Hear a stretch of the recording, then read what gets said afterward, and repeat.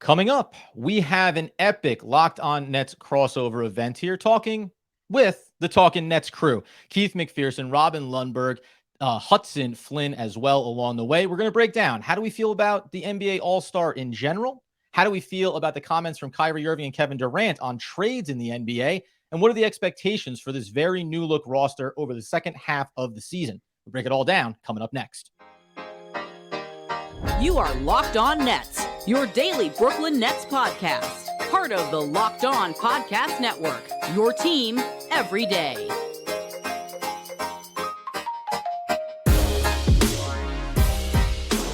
Brooklyn, yo. Yes, my friends, it is a Locked On Nets podcast right here on the Locked On Podcast Network. It's your team, the Brooklyn Nets, every single day. I'm Adam Armbrecht, also breaking down the New York Football Giants on the One Giant podcast with my boy Andy Mack. Not seen here is one Doug Norrie, but is the owner-operator of DFSR for all your daily fantasy sports rankings from DraftKings to FanDuel. He's got you covered. Thanks for making us your first listen of the day. And today, as I said at the top, in order of seniority, Robin, we're going to go Hudson and then Keith McPherson. I don't know if you guys were forming a batting lineup. Robin, you're going at the top leadoff, but shouldn't you be cleaning up in some scenarios? Hey, look, man, I ain't going to be mad about going first. Like I get the big pop out the way and everybody else can follow in my wake. If it's good enough, Hudson, for Aaron Judge to be near the top of the lineup, I think it's okay for Robin as well. But how are you, sir? I'm doing well. And look, if we're all hitting solo shots, then the lineup doesn't really matter, does it? For whatever reason, before we get to someone who I have a lot of familiarity with, I don't know why. You're the only one, Hudson, who I could not seem to get your name out accurately, correctly, and quickly at the top of the show. I don't know what that is. It flows off the tongue now, but we'll see if I can make it through this show hitting my marks. The last one up is, of course, a whole show. That's it. Yeah. Well, by the end of it, we'll get there. The last guy, obviously, is someone that I go back a ways with, the guy that is now rocking over on WFAN, KM till AM. I listen to him late at night, and we'll hit all of the accolades for every individual person on this panel here. But Keith McPherson, man, how you been? Double A, we back at it. Talking Nets and Locked On Nets. I'm great, man. I'm glad we could come together, do a little crossover pod during the All-Star break. This is fun. This is what it's all about, you know. Guys that are fans of the team, talking about the team and the league, and fans watching us and disagreeing with us or agreeing. And I just love that the Nets world has this many creators and podcasters and fans tapped in. And it's grown a lot from when I first started doing it. So it's good to see. Dude, the infancy of Nets coverage and people being into the Brooklyn Nets has grown so much over the last handful of seasons. And I think now, I don't know if you guys have experienced this, obviously, in different iterations now, the Talkin Nets, but you're going to get the fair weathers, right? The stands are going to fall off here. We got plenty of messages on social saying, thanks so much for the ride. I'll be in Phoenix. I'll be in Dallas now. And it was like, some of those, you go, I thought this guy was a diehard. Like, I thought these guys were locked in. Not so much. You don't have to sign off. I didn't even respond to any of those, but I'm like, why are you checking in with me? Go on your way. Goodbye. But you know, it is interesting. I feel like you've seen the national TV games drop, and that's to be expected. But I haven't seen a damper in the enthusiasm from the fan base itself. In fact, quite the opposite, almost the antithesis of that. And you know, the gear you still see out there in the wild too. So what I did say about the KD Kyrie era, the one thing I think it accomplished is cementing the franchise in a certain way, making it a prominent franchise. And I believe the franchise is going to stay that way, even with those guys gone. Yeah, and I mean, Nets fans, right? That vibe, the 2018, 2019 Nets and the gritty young team has always been kind of, I think, more attractive than the superstar expectations. And there were, even when we had 7, 11, 13, the whole team was all built out to have stars. There were still people hearkening back to those, you know, more likable Nets, more exciting, the young Nets. And now we get to live that out. So, yeah, I think the revitalization of a lot of those older era Nets fans that don't maybe like the superstar era has been interesting to watch. What do I always say? This Nets world has been built. That's cannot dismantle. Keith is wearing the classic Talkin Nets merch. So, I mean, think about it, right? This Nets World t-shirt we made in 2019, 2020, when Nets World even became a thing. Landry Shamet was saying it. I mean, the NBA more than any other league, and I'm a fan of every league. I'm even a hockey fan now. Shout out to the Devils for treating me like a king at Prudential Center. Devils are a wagon this year. Who would have thought first year I watched some hockey for real? I got a good team to root for. But these leagues, the NBA is the league out of all of these leagues with the most stands, the most individuals. I guess because there's only 5 guys on the court at a time, and the NBA is so driven by stars. If you look at just what you saw in the All-Star weekend, how much of their personality is shown, how much they do want to show these guys as individuals and not so much, representatives of their team. This Nets world has been built. And what I mean by that is I've watched the Nets go from New Jersey, actually playing over there at Prudential Center in Newark, to Brooklyn, hated it, didn't like Jay-Z, tried to boycott the Nets and Jay-Z for a year. The Jay-Z albums I couldn't really do for more than like a month, went back to those, but I didn't watch games. I didn't go to see the Nets until the playoffs when my wife made me go as a birthday present. And then when I saw what they were doing in Brooklyn, I'm like, oh, this is much better than Continental Airlines Arena. Give it some time. We're in year 10 behind me, year 10. 10 years later, it doesn't matter if it's KD, Kyrie kind of holding the organization hostage. That's what it felt like, right? Like, oh, man, we've got this pressure. These guys got to win, and we've got to give them the money, and we've got to do everything they want to keep them happy while they're here. They were hired guns. Now we don't have any hired guns. Now we're getting back to the Brooklyn way, the Brooklyn grit, the culture, the vibe that was established around 2018, 2019 that attracted KD and Kyrie here. I'm so excited to see what these guys we have do in the future, what players come in, and what's the next chapter of this Brooklyn Nets saga. And that's so much of what we're going to talk about here, because obviously All-Star Weekend just wrapped up, and that's the jumping off point, because Kevin Durant with his new team hasn't debuted yet. Kyrie Irving is with his new team in Dallas. He has debuted. And guess what? He does exactly what Kyrie Irving always does on the court, right? Performs at an incredible level and makes a lot of amazing shots. Ends up in the All-Star game, which he accomplished as a Brooklyn Net, but then he's there, and the Nets have nobody representing the Nets in this weekend at all. Before, you know what? I was going to tap into, like, how do we feel about the All-Star Weekend? We can maybe get to that. But the more interesting thing here that I think is a better conversation is the discussion around Kyrie Irving and Kevin Durant's comments as it pertains to trade requests, trade demands from players, and the way it's very much becoming a part of the NBA overall. We're talking about stands and what it means for guys to be fair weather. In some ways, this does feel like the result of having player empowerment, which isn't a bad thing, but the net result can feel like hired guns. Hey, you come in for a couple of years, maybe we win a chip, maybe not. Maybe you hold us hostage, as Keith said.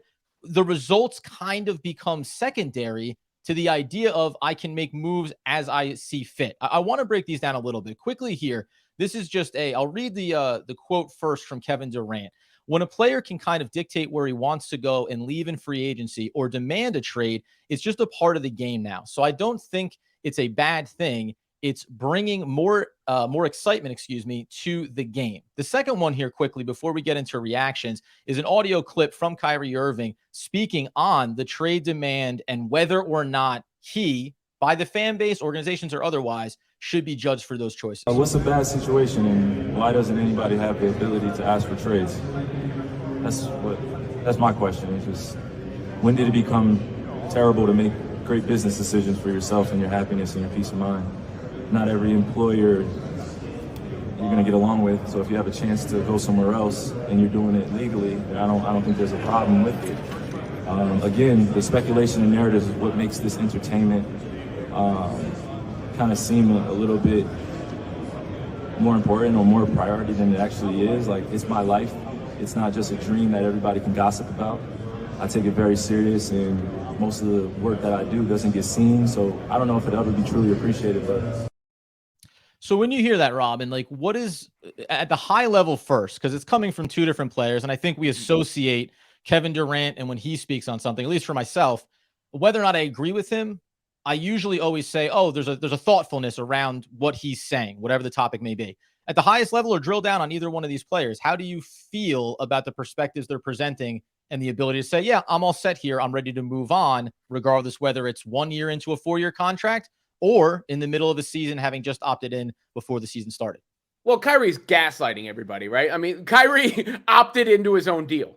Right he could have gotten enforced this at the summertime and didn't, and then at the deadline was apparently wanting a full extension. So he couldn't have been so unhappy, and it's now his last several employers who he didn't exactly get along with.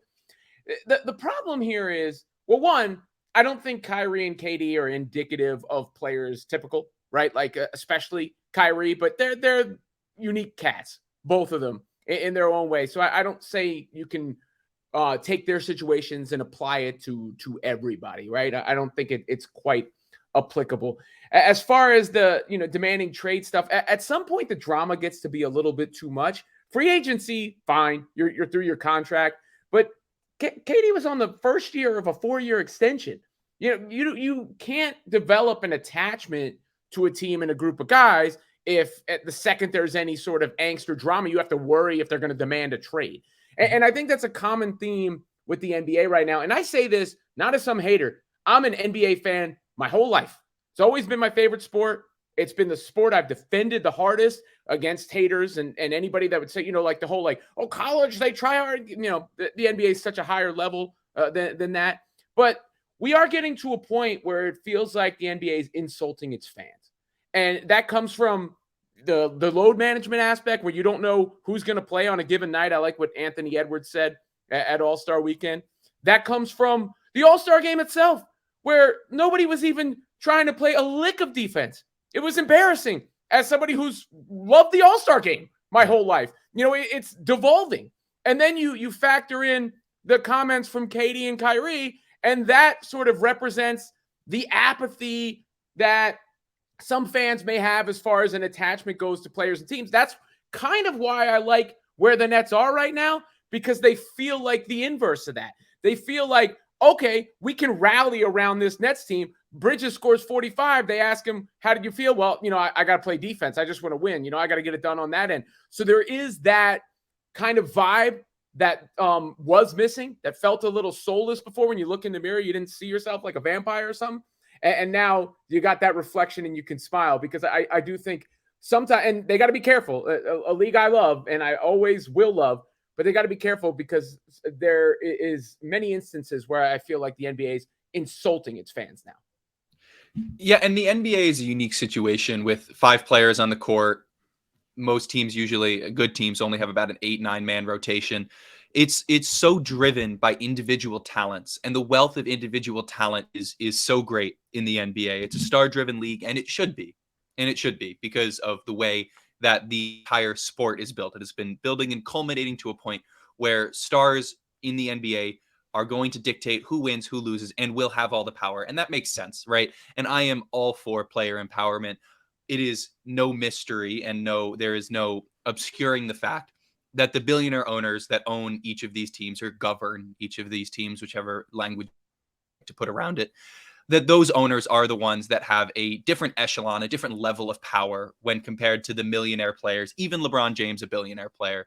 So the thought of NBA players taking some ownership over the power that they do have, and being the fact that they are the means of producing the entertainment for these governors, I have no issue with that. But like Robin said, you have a unique situation with Kevin Durant and Kyrie Irving, and you have a different situation, and running their clips together sometimes I think can obscure that a little bit. Kyrie Irving he's a unique person in that he claims to have this very deep and unabiding interest in wanting to be personally valued. And I understand that, and I understand the desire to be personally valued, but it reaches a point with him where the personal value is always what he determines it to be, and any lack of personal value by the fans, by the organization, by whomever is incorrect, and he is being viewed in the wrong light. And where you have Kevin Durant, a player who has always claimed well, basketball is what I do. First, second, third, I am a basketball player. Kyrie Irving attempts to have it both ways. He says, well, basketball is just my job. And if I'm going to birthday parties, well, people take days off of work from their jobs all the time, right? So why am I any different? But now he's made this trade and he's trying to endear a new fan base. And he's like, well, basketball is all I do. And it's a clear manipulation, and one that he has done time and time again and will continue to fail as he inevitably leaves Dallas in free agency. And with Kevin Durant, I agree with him to a certain extent that, this is what a lot of people tune into. They tune into these crazy deadline moments where you have people changing teams and reshaping the landscape of the NBA. And it's hard not to come off as a salty Nets fan who is the victim of that. But at the end of the day, it becomes a very confusing system where you have players that are signing contracts that are essentially meaningless. And with the way the luxury tax works and the way these contracts are transferable, the contracts are not commitments to organizations. They're commitments for some owner, any owner, to pay that player that certain amount of money, right? And so I think we have reached a point as NBA fans where we have to start looking at things a little bit differently and seeing contracts not as a commitment to a team, but as a commitment for some team to pay those players money. And while some stars may view it differently, the reality is that the Nets had 2 stars who tended to view things in that particular way. In regards to Kevin Durant and Kyrie Irving, as this is a Nets podcast, a Nets crossover podcast, and these are going to be mostly Nets fans and even KD and Kyrie stans watching and listening to this. As far as those guys go, their tune keeps changing. Let's go back. So Kyrie requested that trade, and he blew this whole thing up. But weeks before that, Kevin Durant was tweeting during the Philadelphia 76ers game, very encouraging things, and Kyrie was leading the team. Like, this wasn't that long ago, right? And so then Kyrie requests the trade. Kevin Durant said he didn't know that this was coming. Going back to what he was quoted by saying, he said it was tough to stomach. We were finally building a culture that we always wanted. I didn't know what was going on with Kyrie and his situation with the organization. Without him, we didn't have a clear identity. He also said something in that Phoenix press conference about wanting to, keep it to basketball. And if you remember, when Kyrie initially got in a little bit of trouble for the anti-Semitic movie he posted, they asked KD, and KD almost got in trouble with his answer because KD had said, I wanted to keep it to basketball, and people took it the wrong way. What he meant was Kyrie is bringing in distractions that we don't need right now. I wanted to focus on what we were doing in here. So that kept going, and I keep telling everyone, back-to-back years, you can't fault KD for being frail and getting hurt, but if he doesn't get hurt last year, I don't think it's the same issue with Harden looking at Kyrie, who's in and out of the lineup because he's the only player unvaxxed. This year, if he's still there, I don't think Kyrie gets this imaginary leverage in his head where I'm leading the team. I just put on a show against the Knicks. The work that I'm doing is never seen. Everybody wants to talk about what I do off the court. I'm tired of being tolerated. I'm going to press the detonate button and blow this whole thing up. Trade me if you're not going to sign me. Trade me if you're not going to give me an extension in February when the season won't end until April. And like Robin said, this guy opted into his contract. No one would have him last summer. So you had to opt in. And everybody thought it was all in for this season. So for my Nets fans that I could tell, because I read you guys stuff, and I know you're confused, and a lot of you, I think, were confused by KD's words. KD had extra weeks to prepare what he was going to say. KD has already been the snake, the cupcake, the villain. He doesn't want to be the villain again. So he said what he had to say, I built a family over there. They did a lot for me. I was rehabbing. Save the tears, bro. You just came out and said this is for the league. You just came out and said that this is about entertainment. You just came out and said it's better when players can do this because teams have been doing this, trading players and assets forever. And when we get back to the league, I am a fan of the Brooklyn Nets. But younger me, when the Nets were trash, would say I was a fan of Kobe. Oh, I'm a Kobe fan. Oh, I watch Bron. Oh, I like KD. I like to watch KD. Yeah, Kyrie is my guy. These are my guys. They are some of my favorite players to watch. And they know that they have stands. Kevin Durant also alluded to the fact, I got more tweets than ever when my trade went through. Well, yeah, duh, it's a trade. And your stands are going to pack up and move to Phoenix with you. But are you getting positive tweets from the Nets fans that are like, hey, we're in the middle of the season? What the hell? So Charles Barkley was quoted as saying, y'all baby these dudes so much today. They don't want to play back-to-back games. Every time a fan says something, they get them tossed. If they're not happy, they want to get traded. It's going to come to a head in the next CBA. I'm a baseball fan. I know how a lot of things come to a head when the collective bargaining agreement talks start. And these billionaires that you're speaking of, right, that you're trying to take power and money from, these billionaires have the power. There's a lot fewer of them than there is of y'all, and they will have the final say. Sit tight, folks. Like, whether you're a fan of a team because you grew up in the area or one player made you a fan of the team, like those goofy Bulls fans that showed up to Barclays Center to get beat last week. I'm like, these aren't Zach LaVine fans. These are Michael Jordan's fans that are just still with the Bulls. Whether you're a fan of a team because you're a fan in the area, or maybe there are some Nets fans now that Katie and Kyrie brought here, stay tuned. I would say pick a team, pick a franchise, and stick with them, because these players now, they are going to hop and jump from team to team for contracts, for extensions, and for the best chance, in theory, to win a championship. Since the first day that Keith Van Horn pulled up those thigh-high socks, and well before then, I've been a Brooklyn Nets fan, New Jersey Nets fan, right? I think so. It's funny because coming up in a second, we're going into some more of this player stuff. It is interesting to me. I agree with everybody, and I think you guys are relatively on the same page around these things. It's funny that, just to add into Keith there, remember, opted in. And then after Kevin Durant made his trade request in the summer, Kyrie came out and did say, whether Kevin Durant's here or not, I want to be here long term and I want to build around it. So there is this weird, there's a lot of stories that can be told. I think the one interesting thing that I haven't seen as much of from the fan base, and ones that are diehard Brooklyn Nets fans and have been here since New Jersey, they still do come out with it. The responsibility or blame that falls onto the organization. What mistakes did they make along the way in this? I usually compartmentalize it into, I can talk about Sean Marks and how he put this franchise in a great position to land these superstars.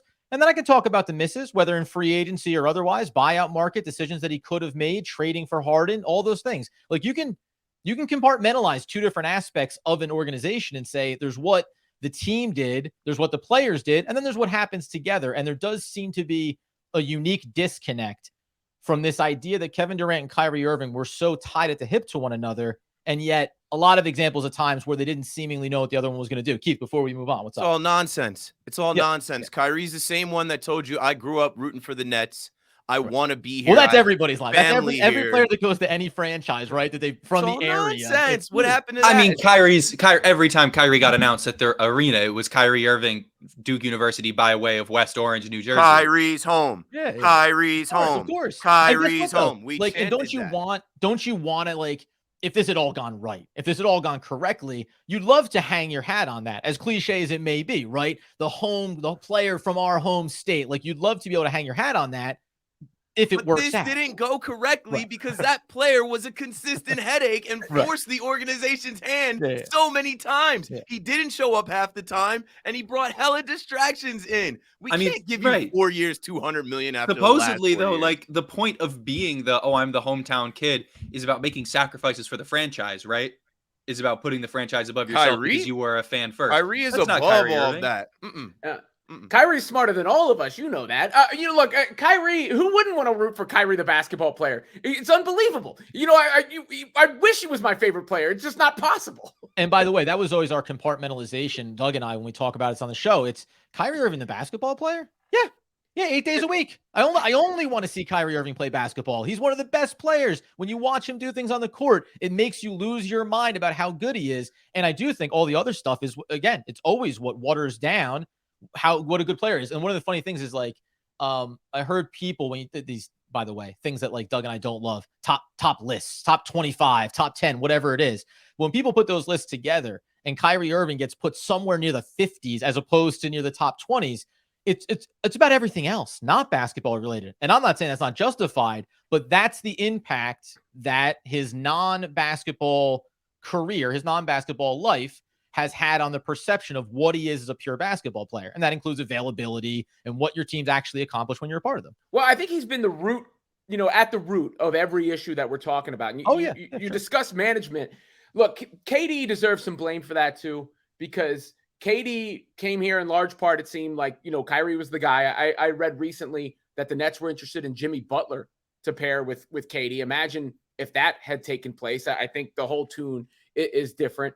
They make the Harden trade, and then, KD was on board with the Harden trade. That didn't turn out to be a good trade in retrospect. Then when Harden gets upset, it seemed like KD once again had Kyrie's back, who wasn't here, and Harden gets traded again. Another bad trade in retrospect. And then this year, when Kyrie says he wants out, KD wants out a day later. So, KD's a great player and different than Kyrie in the sense that you're not looking at him and saying, I think Keith put it, the detonate button. He didn't press that, but he wasn't around to pick up the debris either. Once things went bad, he went bad with them. Well, that would be like, right, things are about to explode. And you go, well, if it's all the same to you, I'm going to head to another bunker. If we're all just feeling like we want to get to a safe place. Coming up in a second here, we'll move on from two players that are no longer Brooklyn Nets. We'll talk about all the guys that came in there, obviously, via the trades with Dallas and with Phoenix, and talk about where this team goes forward, including some current members like Nicholas Claxton, like Cam Thomas. Before we do that, though, friends, going to go ahead and let you know about Nissan's most electric player of the week. It's brought to you by the all-new, all-electric 2023 Nissan Ariya. Yeah, I know that this isn't going to be included technically in this week. It's the All-Star break. But I'm going to go ahead with Mikal Bridges. Why? Because we all know they had a career-high 45 points in that win over the Miami Heat, the last game before the break that felt so good for all of us. 36 minutes, 17 of 24. And quite frankly, represents essentially like the hope for the Brooklyn Nets franchise, that he can be one of those new cornerstone pieces for this team going forward. You talk about, obviously, all of that brilliance on the court, and it's also brilliantly fierce when we talk about the Nissan Ariya. Fiercely powerful, elegantly powerful as well. My friends, the 2023 Nissan Ariya packs pin you to your seat power and premium intelligence all in one EV. The all-new, all-electric 2023 Nissan Ariya, the EV for people who love to drive. Shop now at nissanusa.com. Oh, gentlemen, get yourself an EV. That seems to be the way of the world. But the bottom line is, if we could move on. The Brooklyn Nets, and this is, I will say, Doug and I, it was a pretty conscious choice. We knew we're going to cover the trades. We're going to cover what they got back. And then all of the attention is going to turn to, what is this team now? How do they form the rotations? How do you get minutes for guys? Some of those things are kind of resolving themselves, even in those first 4 games. 3 with the players from Phoenix, 4 including Dorian Finney-Smith and obviously Spencer Dinwiddie. Robin, when we look at those guys that they got back, brass tacks it, the trade that happens with Dallas technically is maybe before the organization knows they're going to have to trade Kevin Durant as well. Do you think, like, a Spencer Dinwiddie, Dorian Finney-Smith, are they here?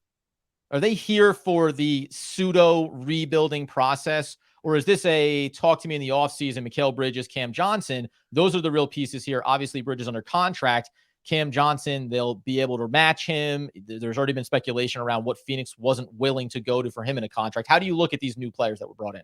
Yeah, I think you nailed it. I think that's right on the head. Look, I'm not saying they're gone, Dinwiddie and DFS. I don't think they're gone. They're good players. They're parts of the core right now. But I do think that trade was made with KD in mind. And I don't think those guys are here no matter what if the right offers pop up in the offseason, especially with the glut of wing players that they have, depending on what happens with Cam Thomas's development. We'll get to that.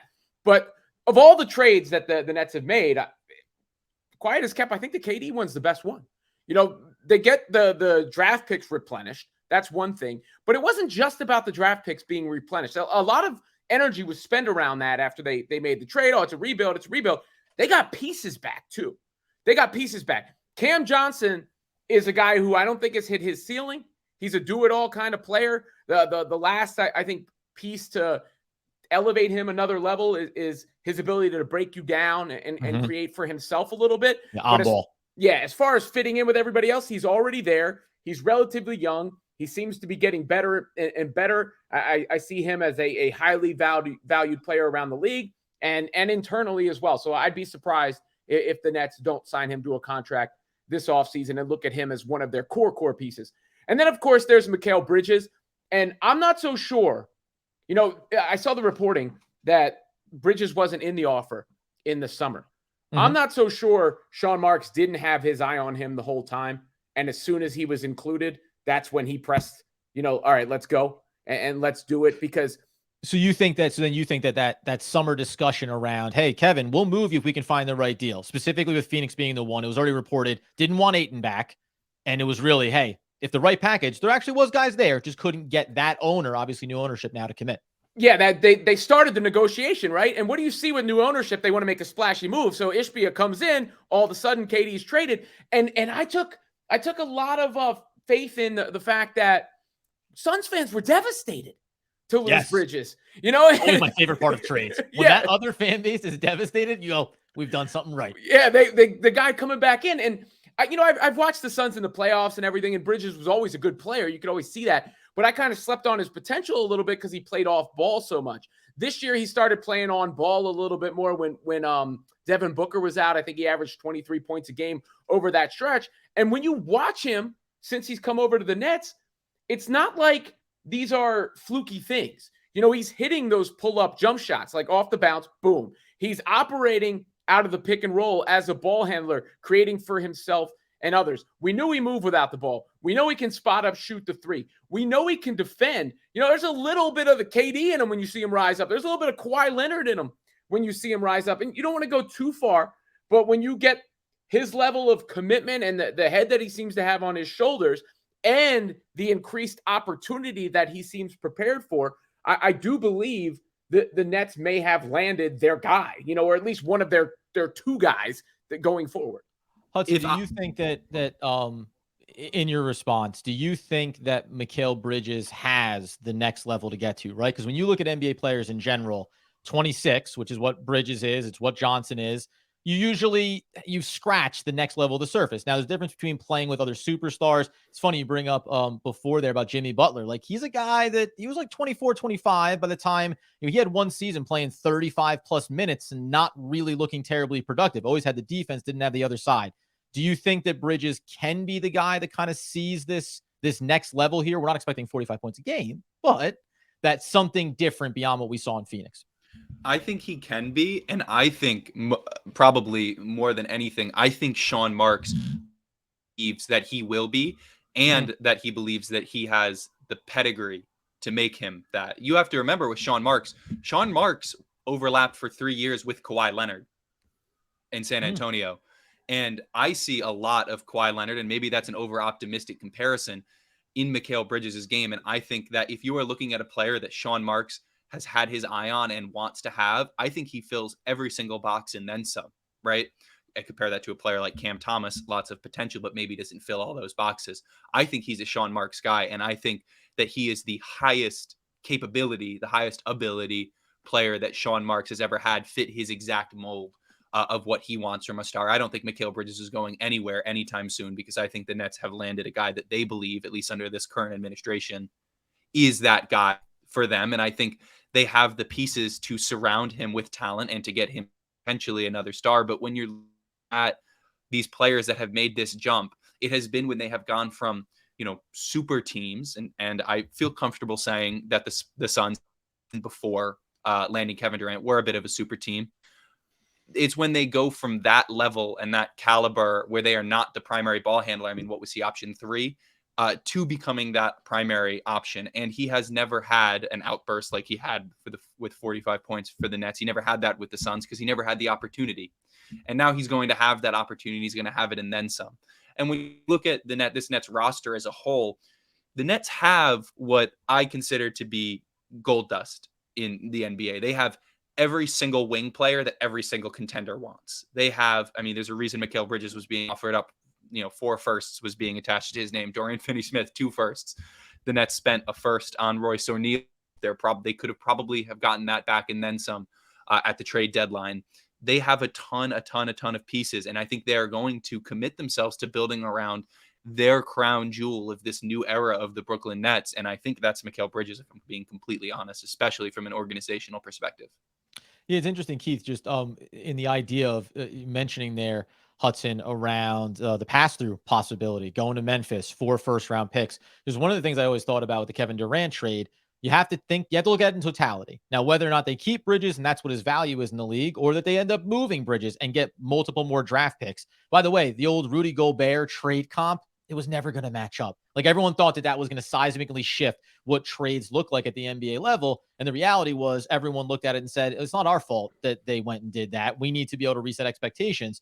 So I'll be curious, are you in agreement with with obviously Robin, with Hudson here in regards to Mikal Bridges, and maybe Cam Johnson to me is the intriguing piece as a secondary player that comes in here. But I look at it on the one-to-one of what the Nets have had and look at Joe Harris and go, well, what is Cam Johnson? He's obviously younger, but he's obviously a far better defender. We don't even make the statement there, but he's also more athletic. So it means that like the two-way upside of that player, I think this is a reality that Sean Marks also saw. The writing on the wall of these somewhat one-dimensional players can be absolutely incredible on championship level teams, but then become a bit of an issue when you're going to bring down your ceiling talent level and start to operate with the sum of our parts.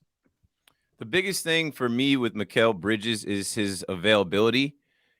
I think the first time we played the Suns, they flashed how many games he had played in a row. And then when he got traded, his streak ended at 365 games in a row. I think that's huge for the Brooklyn Nets or any NBA team, especially in this load managing era, especially when now you've introduced Nets fans to star power and he's the rising star. The Phoenix Suns fans feel some kind of way because they're going to see him reach his potential with us that he could not necessarily reach there. He showed flashes there, but he never had a 45-point game until now.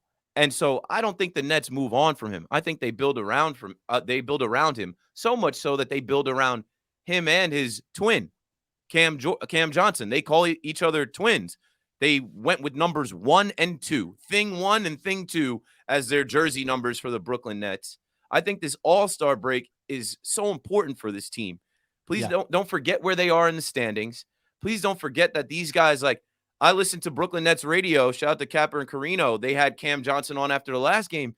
He said he was getting out of there to go back to Phoenix to get his dog Halo. That's his baby. He hasn't been back home to see his dog. Maybe he'll be better when he brings his dog back to Brooklyn or whatever it is. Like, I am excited to see what this next version of the Nets is because the cupboard is not barren. I've used that term so much in the last 2 weeks, and that's not in my regular lingo or vernacular. But when you think about where the Nets were after the Paul Pierce, Kevin Garnett, that whole saga, everybody said the cupboard is barren. They're going to be doomed for 10 years. And then Sean Marks came in 2016. They're not starting over from scratch. They are the 5th seed. They have talented guys, and they listened to KD when he said these two things. It's a wings league.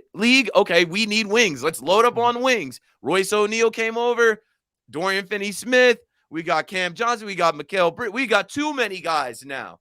Also, it's a make or miss league. We've got a ton of shooters. So this team's identity is 3 and D. They got a bunch of guys that can shoot the 3 and long guys that can play defense. Pause. This team can compete. Now, I'm not saying they're going to win a championship, but I also don't like everyone else saying, oh, well, Brooklyn's not going to win anything. They're not going to win a championship. You don't know what's going to happen. Someone gets hurt in the finals. Someone gets hurt in the playoffs. We know that every year. We don't know what this team can do. All they have to do to be better than last year's team is, 1, not be a play-in team. Just be a playoff team. Don't go into the play-in. If you end up in the play-in, 2, survive the play-in and don't get swept in the playoffs. And you're already better than last year's team with KD and Kyrie. That's what I'm looking forward to seeing this group do. And lastly, I don't know how it's going to happen, but Jacques Vaughn said they're going to get to the point where they shrink the rotation down to being 8 or 9 guys by the playoffs. Somebody's going to be the odd man out. I feel like it can't be Ben Simmons because of where we are with Nick Claxton and Day'Ron Sharpe and the 5. But when you look at Seth Curry, who just came back in that first game, and then you look at Joe Harris played a little bit better right after the trade. Like, somebody's going to have to sit down. Someone's going to be out of this rotation between a Ben, a Joe Harris, a Seth Curry. Jacques Vaughn, it's on you. Seth didn't play in that second half. Yeah, it took things. Probably quick. Seth's the odd man out. 2 things quick to button up the conversation that we were just having. Remember, the Nets can't tank. You know, because of the Houston trade, the Nets can't tank. So this idea that they're just going to sell everything for draft picks, I just don't think is realistic, especially given the talent that they have. And you mentioned the Rudy Gobert trade. The KD trade's better than the Rudy Gobert trade. The Rudy Gobert trade didn't have any players in it. Right. Cam Johnson is better than every player in the Rudy Gobert trade, not to mention Mikal Bridges. So, you know, there was a lot of draft picks in that trade, but the Nets got those draft picks and legitimate players. So I don't want to look at this like it was some failure in comparison to the Rudy Gobert trade, because I think it was actually significantly better than the Rudy even Gobert if we trade. even if we speculate the Nets are going to blow this thing up down the road, just the association of, okay, there's another 6 draft picks between those two players, probably more, but like even at a minimum, okay, that's 10. That's 10 draft picks of capital that you have moving forward. So I want to get into those rotations there and what Keith just mentioned, though, about Ben Simmons, because I actually, we've been debating this. Doug did a whole episode breaking down why it's been bad for Ben Simmons, and that's not hard to do, even with just the eye test. Just really quick here before we dive into that. Got to let you know, man, it's after the All-Star break. These guys are having too much fun down there. They're not staying in shape. They're not getting healthy. Grab yourself a Built Bar. Why are you going to do that? They're covered 100% real chocolate. They come in unbelievable flavors like churro, peanut butter, brownie, and coconut almond. And of course, we've been telling you to go on to Built.com to order your Built Bars. But now you can go to Walmart, walk into the pharmacy section, grab yourself a box of Built Bars, and pick up a 4-box of cookies and cream, double chocolate, or coconut puffs. You can even go over to your Sam's Club and get a 13-bar box sampler with flavors like brownie batter and churro. Go ahead. Thank me later. Speaking of later on, at some point, someone will tell me what happened to Ben Simmons. It's probably physical. That's my assumption. But the bottom line is I think it's really hard for Ben Simmons to figure it out. If we isolate it as being physical, he's not going to figure it out in real time. Because I think, to me, the biggest thing you're looking at with this roster is saying, if you can't do the things offensively that Nick Claxton does, being a facilitator isn't good enough. Being a lockdown defender on this new look roster is borderline not good enough because we have so many other guys that can defend now. Keith, you said that you're going to find it hard for him to be out of the rotation. The one thing I think we saw here as we looked at the way the minutes broke down, even in that last game, I actually think that that's like indicative of where this rotation goes. Royce O'Neal can do a little bit on ball. He has the defense. He has the perimeter shot. Curry, probably close to odd man out for size, deficiency, but you do need some ball handling. And then I want to talk about Cam Thomas too here. But the 20 minutes from Ben Simmons, I made the absolute error, Robin, of 5 minutes into that game when he had 2 points, 2 rebounds, and 2 assists. I said, you extrapolate that out over 20 minutes, boys. We've got ourselves a stat line here. And it turned out he didn't crest over those 2 points over those 20 minutes. What do you think about Ben Simmons? My opinion actually is the pressure's off the organization. You can go ahead and sit him down. Say, get right physically. You actually don't have to be a key piece to what we do over the remainder of this season. Yeah, look, I mean, there's plenty of reason to want to just sit him down completely. I think the idea of him becoming a star player, at least now, is out the window, if not out the window forever. Yeah. Here's the thing, though. Nobody's expecting that anymore, right? Like, he's such a devalued asset that anything you can do to up the value is a positive. And when you look at the roster, the most natural hole is a backup big. Mm-hmm. So if Ben Simmons is now going to play this role of backup big, all he's kind of got to do is be serviceable. Like we're not expecting more than that. So I'm willing to give that a shot rather than just putting him on the pine completely, simply because it is an area of need and it's an opportunity to rehabilitate him a little bit, maybe get him a little bit of confidence, because you're right. It's got to be partially physical, at least with the back. You don't see the bunnies. You don't see that explosiveness. And then I think it's partially mental, where he's got some sort of confidence issues going on, some lack of will going on. But we're not sitting here thinking, oh, we need this from Ben Simmons. Now we're thinking of Ben Simmons, backup big role player, 12 to 20 minutes a night, 20 minutes on the max end, right? Like, so I don't mind that if it's in lieu of Day'Ron Sharpe, right? So that's where I think you give Ben Simmons the chance, and that does make some sense. And I agree. I agree that you're not going to put him on the bench completely. And a few weeks ago when we talked about it, I said at some point you just have to change your perception. Stop looking at the money. Stop looking at what he once was, and just think about what he is. He's a rebounding big that can defend with versatility on the defensive end. Hudson, when Robin brings up Day'Ron Sharpe, who I don't think is the answer to necessarily a lot of problems you may have, but is Ben Simmons right now in this moment a better offensive rebound, disruptive guy in the paint than whatever Day'Ron Sharpe is? And I'm not advocating for Day'Ron Sharpe to be getting 20 minutes a night either, but I can advocate for the world where the backup 5 minutes should kind of be a grab. Should be a little grab bag. You reach in, some nights you pull out a Day'Ron Sharpe, some nights you put out Ben Simmons. I don't see any way in which Ben Simmons as of, let's call it last 5 games, Ben Simmons, because let's be frank, there's been a decline. from whatever he's built himself up to be before that to this so far in this season. He is not a better player than Daron Sharp. They both look pretty bad, quite frankly. I mean, I was watching the Knicks game, and they were both clear liabilities. If there are individual players you can put blame on for that terrible loss, Ben Simmons and Daron Sharp are individuals that could be blamed. For me, I think, and I will say proudly that I'm an advocate for shutting him down, because if he really is hurt, if this is a back issue, if this is a leg issue, if it's a left eyelash issue, whatever it might be, then what is the value in playing him? I watch him night in and night out consistently be unable or unwilling to jump and to play that role. If he is going to be a backup big, if his job is to be a backup big, he has to sky for rebounds. And if he's unable to sky for rebounds, then what are you getting out of him as a backup big? If he can't shuffle his feet and move quickly enough to guard 1 through 5 like he is supposed to be able to do, and we have seen him do at points this season, then what value do you get out of him? If he can't make that diagonal pass, as once again he couldn't in the Knicks, a major turning point when he threw a diagonal pass, it got picked off by Josh Hart. Josh Hart goes slam. He didn't, and Ben Simmons doesn't slide to play any defense on that play. What value are you getting with playing him 12 to 20 minutes and 20 minutes at a max, if that is what we are going to have to do? And that's what the organization views that they have to do with him for him to not depreciate even further. I'm fine with that, but you can't be under the assumption that you can play him in that role and expect to get many, if any, positives out of it. Because one thing that you do get out of a Daron Sharp is that there is a clear desire to make an impact. I think Daron Sharp tends to be the bull in the china shop that doesn't really know how to make an impact. He turns the ball over. Sometimes he jumps too high. He has to reach down for rebounds. Very weird player, but there is a desire to make an impact there. And if Daron Sharp gets the ball in his hands, he has a clear desire to want to do something with it. And I can't get over the fact, and whether it's mental or physical or whatever, that Ben Simmons clearly has a lack of desire to want to make a positive impact with the ball in his hands. And I will just echo what's a far greater basketball mind than I will ever be said in Jacques Vaughn, and say that what do you do with Ben Simmons? If he can't figure it out, I certainly can't either. If you can't play him next to another big and you can't play him with the ball in his hands, how can you play him? And so I will just defer to Jacques Vaughn, who I consider to be a basketball savant.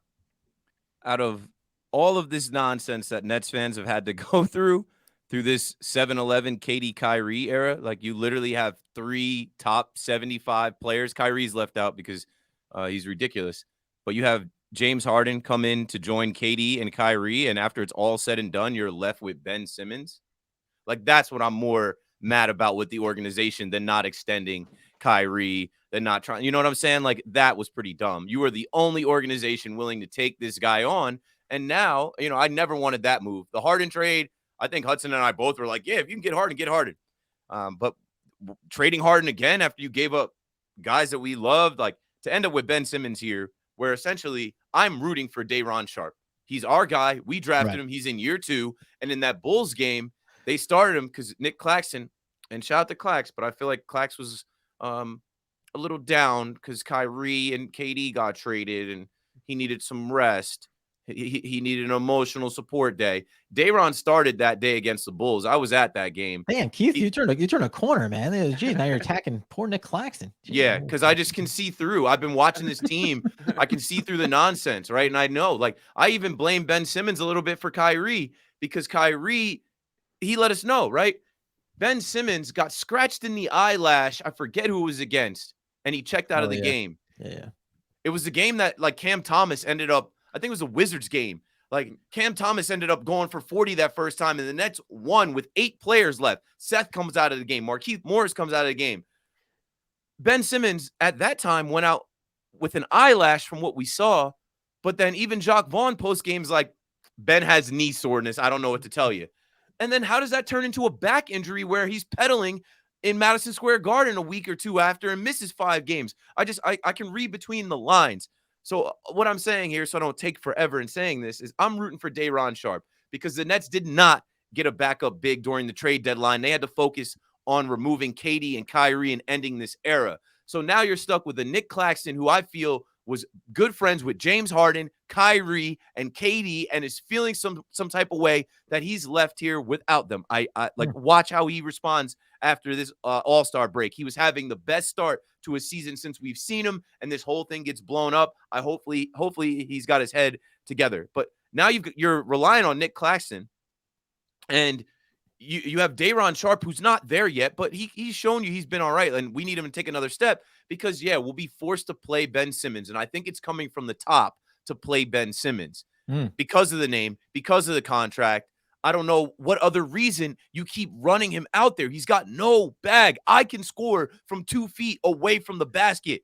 He cannot. He doesn't even have like a simple. He can foul. shot. He can foul while setting screens. He can do that. Well, by the way, Robin, that's He another can shuffle issue. his feet. He can shuffle his feet. If we're planning on this team actually getting into the playoffs and doing something, you can't play him.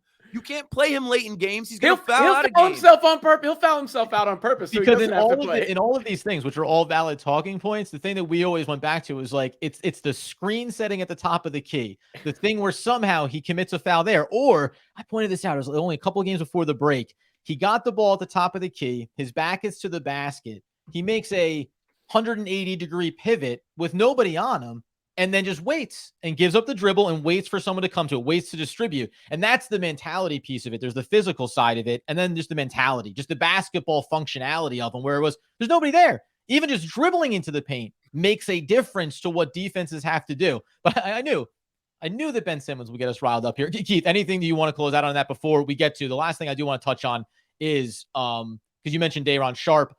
Doug knows, people who listen to Locked On know, like, I am a homegrown homer. I get like, I'll always dream on what guys can be. I also like an underdog story, like a Yuta Watanabe. I'm sad that he's not getting minutes anymore, but Cam Thomas is that other guy that I want to get everyone's opinion on.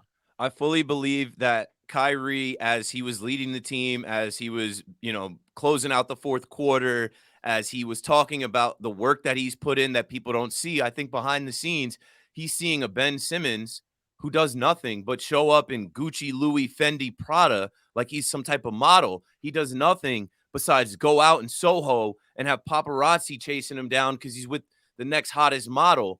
Like, I think Kyrie is looking at this guy like, hey, I'm leading the right way and I'm not taking up for Kyrie. But, like, there's always somebody to point at to say, hey, what about him? And I feel like Harden pointed at Kyrie last year. Hey, what about him? I am not being treated the right way. This is the player empowerment movement. What about me? And Ben Simmons probably shows up. He doesn't do much, and he's getting his minutes, and he's getting his money, and he's being the man he wants to be in New York. But Kyrie's the most empowered player in the NBA. Yeah, he's like, I'm playing. I'm showing up and practicing. I'm leading these guys. I'm buying into Jacques Vaughn. Where's my extension? Kyrie, we can't give you the extension. You offended our Jewish community that comes to the games. All right, then I'm out. And by the way, and it is, I do think like that there's a great way to encapsulate of like, there was always something else for someone to point to. And Ben Simmons, because he has years on his contract, because the money is big, it's pretty easy for him to become a lightning rod, whether it's for the fan base or for a Kyrie Irving, for a Kevin Durant, who was reported as saying, like, getting a little frustrated with Ben Simmons right now, whether it is physical, he can't play, can play, doesn't want to play. If we want to talk organizationally, the idea that you could have passed him through potentially to the Kings at the time of the James Harden trade, that's one that I could certainly look there and say, put that at the feet of Sean Marks. Although in theory, you were dreaming on the version of Ben Simmons that helps get this team across the line. Robin, we're going to turn over to Cam Thomas, but feel free to add in any closing thoughts on Ben. No, I'm just laughing at the Kyrie thing. Like, I've been on my best behavior for 3 weeks and led us to 3 games under 500 without KD. And that's exactly how Kyrie thinks. Hey, is this not long enough? Have I not been good enough for long enough? I was punished. I came back and you didn't give me the $200 million yet. What's going on? I will say the one, because we didn't even bother talking about it on the podcast, but the first couple of press conferences and addressing the media with Dallas, when you're no longer covering Kyrie Irving on the Brooklyn Nets, it was, because Doug asked me, he's like, how do you feel after the Kyrie trade? I said, relieved, because it just means it's not a thing anymore. Like, I don't have to discuss what Kyrie Irving is saying or not saying, or what he's going to do or not do. That's for the Dallas Mavericks. And now I get to talk about these other players, all of which, by the way, the incoming have all been guys. I talked to Nick Angstad from Locked On Mavs. It was, didn't want to give up Spencer Dinwiddie for what he meant to that team. And then from the old just like good guy category that everybody loves, it was Dorian Finney-Smith. Likewise with Bridges and Cam Johnson. It's like, and I know these are things that, like, hey, if you're not winning basketball games, this stuff doesn't matter as much. But I do really like having likable players. Like, I like having guys that have developed over so many years and that weren't instant superstars, because I think it does build in a little bit of, humbleness to their game and to the way they talk about things. That can change quickly, but it's something that I do like. One guy that's maybe humble, probably not so humble, and probably is looking for his opportunity is Cam Thomas. 3 games, over 40 points, Robin. We saw this little thing, and before the Kevin Durant trade, it was, well, maybe Cam Thomas can be the guy that steps up here in a big way and still makes this viable for Kevin Durant. What do you think is going on when it comes to Cam Thomas? Because we've kind of defaulted to, Jacques Vaughn had said, going back a month or two, there's certain things beyond basketball that we want to see from players. How are you practicing? How do you show up in film rooms? Are you buying into the game plan? Are you executing the game plan? It didn't say it directly saying Cam is not doing these things, but it seems to be there is a developmental nature to what they want to accomplish with him. He's always been able to score. He's shown he can now knock down the perimeter shot with consistency. That really matters. There's other phases to his game. He's improved. But is there a clear-cut reason to you why he automatically hasn't been a key part of what they want to do here after these trades? Yeah, it's odd. There's got to be something behind the scenes where you're now working on a couple of coaches where it's been the same thing. I hope he's not being punished for his post-game little spat. He apologized for that. He got fined $40,000 for that. Look, I wasn't upset when Cam wasn't playing when they had the stars, because Cam struggled to fit in. He just did. The summer league thing was different, but he didn't know how to blend. But now that you're in a different iteration of this team and a different era, we've seen enough from Cam Thomas to realize he needs to be taken seriously. I do think he's improved. As he's passing the ball a little bit more, making it zip a little bit more. He's got the doubles and the triples running at him. He's getting the ball out of his hands. I think he's trying a little bit more on defense, baby steps, perhaps, because, you had the post-game press conference that everybody pointed to, and maybe that was a little bit of an insight into some of what's going on behind the scenes. But bottom line, whether he's starting or the first guy off the bench, I think you need 25 to 30 minutes a night out of Cam Thomas. He scored 40-plus points. You mentioned it in 3 straight NBA games. That's not an accident. He was giving Kawhi Leonard and Paul George the business. He was giving the Miami Heat the business the other night. He provides something the Nets currently lack, which is isolation scoring, particularly in the backcourt. Dinwiddie's the only other guy that can even come close to doing that, but Cam is more gifted in that regard than anybody on the team. He's got potential to keep going in that regard. I don't have the exact numbers in front of me, but I know he scores a lot of points when he plays. Whatever, it's got to be. I was gonna say, if I could cut in here, I actually do have the exact numbers pulled, because this is my niche stat. Is that Cam Thomas, when he plays more between 20 and 29 minutes, he averages, and this is a little out of date with the Heat game, 18 points on 50% shooting and 44% from the three. So he doesn't need 35 minutes a night. Is the difference then, because to me, if you think about it pre and then post, so when you have Kyrie Irving, it's that we've got the structure in place here. We know what winning basketball looks like for us, and you can incrementally develop. Now in the post superstar era for this team, I can look at it and say one of two things. There's something behind the scenes, which maybe feels pretty likely. And the other thing is, we don't have the pure point guard, even with Spencer Dinwiddie now, where you can say, how do we put the ball in someone's hands that will set up and also mitigate the things you don't want Cam Thomas to do too much of? In that last game, I actually thought it was a good structure. Hey, bring him in and let him cook for 5 to 6 minutes and then pull back. Show up at the end of the second quarter, maybe to kick off the third. Pick your spots, and with a very specific mentality of run, go do it. Because we can't start asking you to be the full player that we think maybe you can be down the road in this moment right now. But you couldn't play him next to Kyrie, right, defensively, and you can't play him next to Seth or Patty defensively. But they've got enough wings where I think you can get away with playing him. So I think it's threefold. 1, you got to develop him. 2, he can help you with his skill set. And then 3, whether it's to make him part of the foundation going forward, or I think you mentioned this before we even started recording, or the foundation of a trade for the next guy that you want to bring in, you have to have his value at an all-time high. But I think there's a sweet spot to hit in that 25 to 30-minute range, and I think his talent is too great for him to be the last guy off the bench with some of these other guys that are coming in before. Hudson, do you look at that as being the case? Obviously, like I think we talked about 25 minutes is kind of where we settled on it. Like there's no excuse not to be playing him around that much on a game-to-game basis. But I think, you look at the draft capital and then being able to move the needle on who's the other player that you want to bring in with Mikal Bridges and with Cam Johnson, and Thomas can be a part of that. If we think that his draft value lives somewhere, maybe as being, hey, get a couple first round picks for this guy, a first and a couple of seconds, like wherever you dream on it, there is an asset value associated with him, or would you expect or want to see him as being one of those cornerstone pieces? Well, when you look at Cam Thomas, you have lightning in a bottle from a lot of perspectives, right? Obviously, you can see what he does in the basketball court. And you're right, from a trade perspective, he does have a lot of value. Me personally, I don't like draft picks as an asset. I like them to be moved as an asset. But when you are a winning team, and this is, I believe, a very old Stephen A. Smith quote talking about Kwame Brown, when you have draft picks and you're a winning team, trading them away is not that big of a loss of value. And I know the Nets can tend to be the antithesis of that idea, from the Celtics trade all the way up to the James Harden trade. But Cam Thomas is a crazy, crazy valuable asset that the Nets have. If you are dropping 40 points in 3 consecutive regular season, mid-season NBA games and are 21 years old on a rookie contract, you are a comically valuable asset. And if it comes down to the Nets this summer or at the draft or whenever, looking at, okay, well, we can make a trade for X star. I'm not going to even throw a name out there.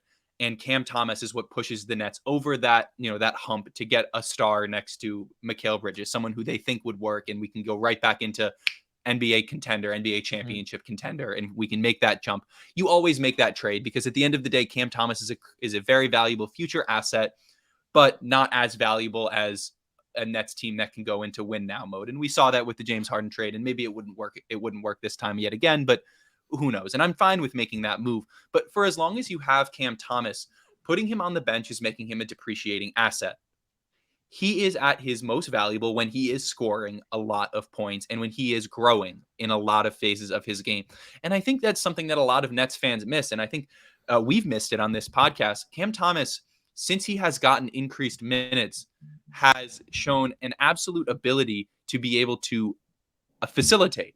When his step back isn't there and he is covered and he has not made that space that he needs to make, he has shown an ability to pass. He's averaging something like 4 assists when he gets extended minutes. And that's good. And that's good development and it's good growth. And for a player like him, who clearly has some things he needs to work on behind the scenes, it is good to be able to see that growth. And if Cam Thomas's future is with the Nets, and I would like it to be, because I love a homegrown star, as everyone in Brooklyn does. If his future is on the Brooklyn Nets, he has to be picking up minutes. But in that same vein, if his future is off the Brooklyn Nets, if you're trying to maximize his value, he can't be picking up DNPs or playing less than 20 minutes, because then he loses value.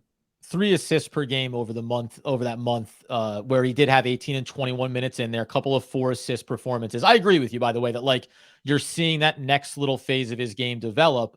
It just comes down to, does he fit the thing that the Nets are now trying to do, Keith? Because whatever he is, the question becomes, did Sean Marks draft him as the eventual for when this era ended with the superstars, or was he meant to be a part of it? Because I think it does change how you approach utilizing him. Although I can see a path very easily that he fits into this team just as well in a different way than the previous iteration.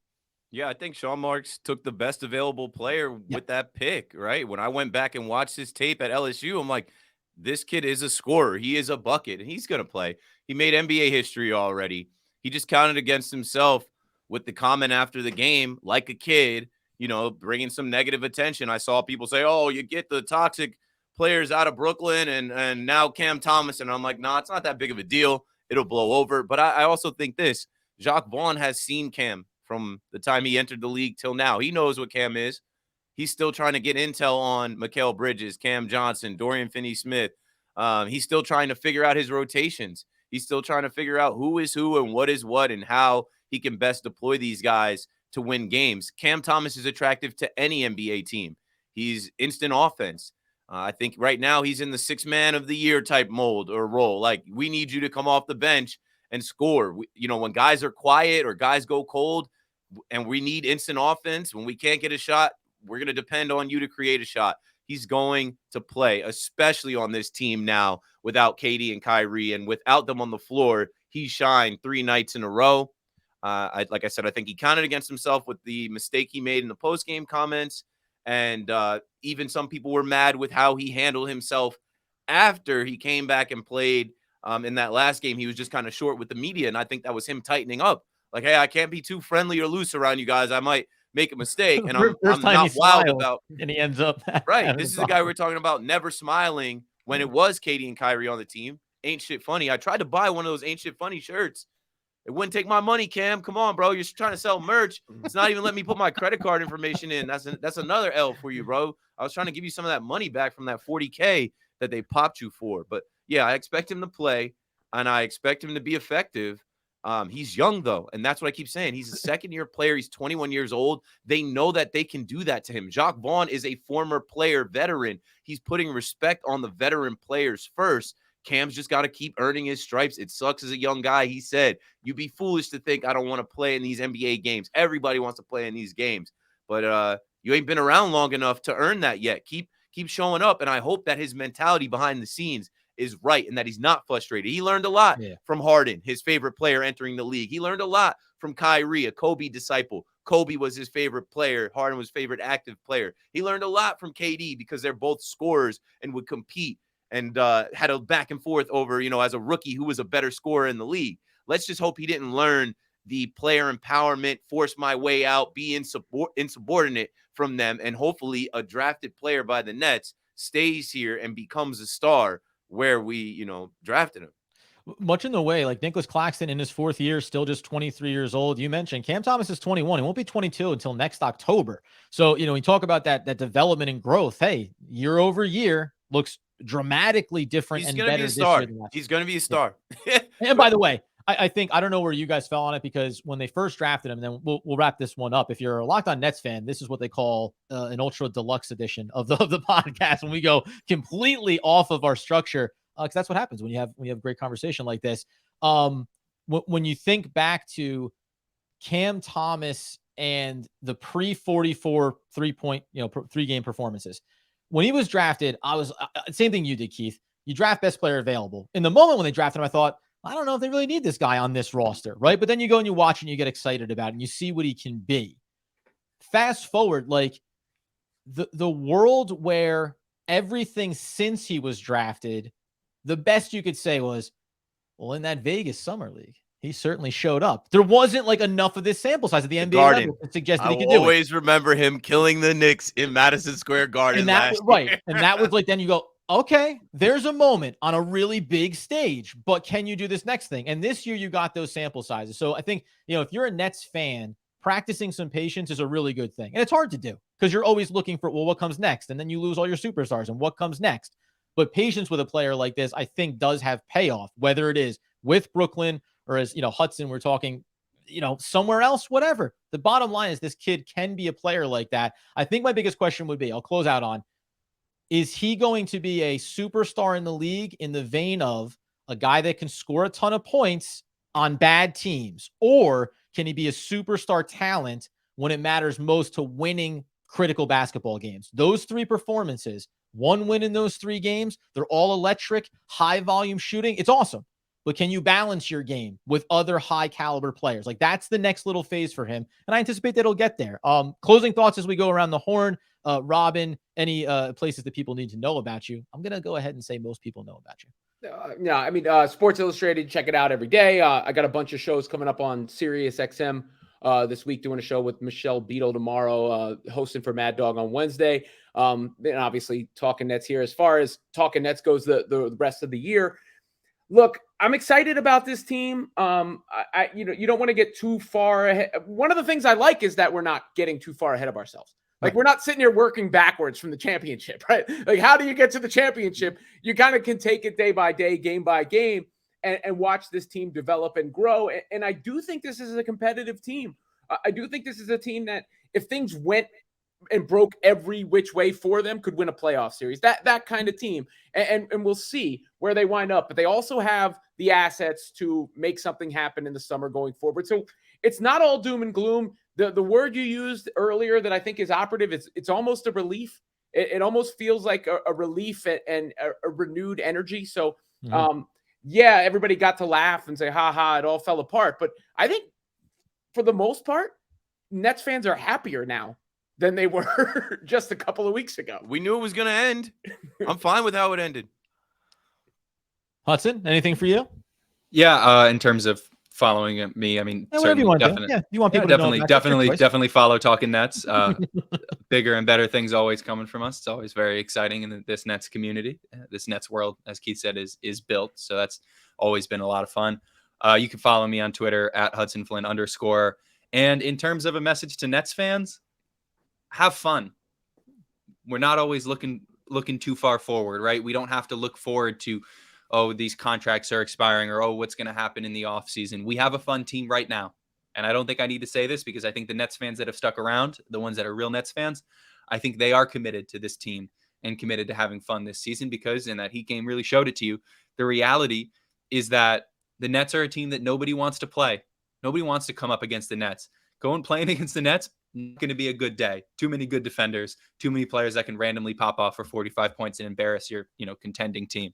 So let's have fun with that. Let's have fun playing spoiler. I think that's a role that Brooklyn, this, the borough, the independent city, I think that's a role that everyone in that borough wants to be able to play, and I think we'll enjoy playing for the rest of this season. And when you look ahead, like Keith said, the cupboard is full, and Sean Marks is willing and able to make those money moves, and we'll see what comes. But for now, enjoy the ride. What I'd like to say is that the Nets were not winning a championship this year with Kevin Durant and Kyrie Irving in the team as it was. So when people tell you they're not winning a championship with the team as it is now, what's the difference? Like, that's why I said I'm fine with the way that it ended, because what would it have ended with this year? Like a first round exit, and then these guys, forcing trades in the, like, it was a sinking ship.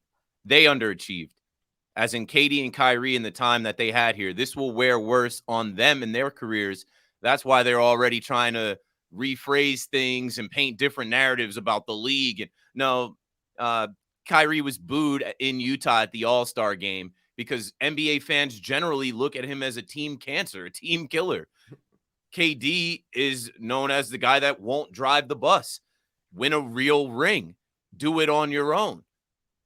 And now we don't have to do any of that with them anymore. Like, the pressure is off of Nets fans and the Brooklyn Nets to deal with their sagas. They haven't won rings in a long time. They may never win a ring again. It's about locking back in on the organization and the culture, and the future is bright for the Brooklyn Nets. We'll actually care about the draft that we host. We'll actually be able to root for guys that will show up and play, like Mikal Bridges, who doesn't miss a game.